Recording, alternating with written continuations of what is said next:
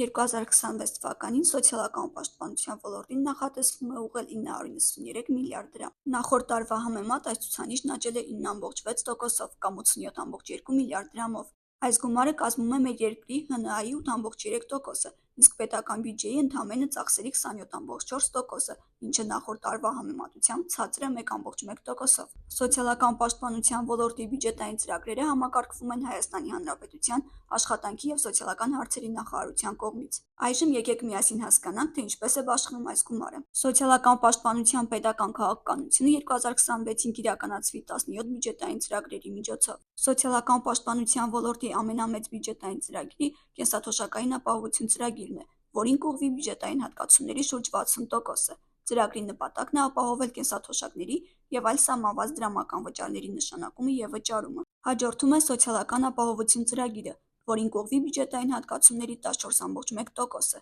Դրա նպատակն է տրամադրել նպաստներ և փոխհատուցումներ սոցիալական ռիսկերի, կորստի և վնասների դեպքերում։ Սոցիալական պաշտպանության ոլորտում թվով երրորդ խոշոր ծրագիրը ժողովրդագրական վիճակի բարելավում ծրագիրն է, որին կուղղվի ոլորտի բյուջետային հատկացումների 8,4%-ը։ Այն նպատակ ունի աջակցել ընտանիքներին, երեխաներին և ծնելիության խթանմանը։ Եվ թվով չորրորդ խոշոր ծրագիրը ճգնաժամերի հակազդման և արտակարգ իրավիճակների հետևանքների նվազեցման և վերացման նպատակով առանձին սոցիալական խմբերին տրվող սոցիալական աջակցություն բյուջետային ծրագիրն է՝ բյուջետային հատկացումների 5,5% կշռով։ Ծրագրի նպատակն է օժանդակել ընտանիքներին՝ նվազեցնելու սոցիալական խնդիրների հետևանքները ճգնաժամերի և արտակարգ իրավիճակների ժամանակ։ Ընդհանուր առմամբ, նախորդ և նշված ամենամեծ 4 ծրագրերն ապահովում են սոցիալական պաշտպանության 2026 թվականի բյուջեի մոտ 88%-ը։ Ամփոփելով նշենք, որ սոցիալական պաշտպանության ոլորտի բյուջեի նպատակային պլանավորումը հնարավորություն է տալիս արդյունավետ կերպով կենտրոնացնել ֆինանսական միջոցները առաջնահերթ սոցիալական կարիքների վրա,